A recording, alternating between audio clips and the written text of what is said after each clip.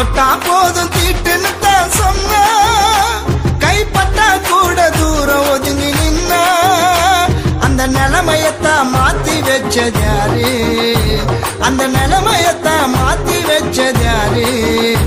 ஏழை நெஞ்சங்களில் குடியிருக்கும் அண்ணல் அம்பேத்கர், அவர் அண்ணல் அம்பேத்கர். அம்பேத்கர பாரு, அவரை போல தலைவர் யாரு, அவரை போல தலைவர் யாரு?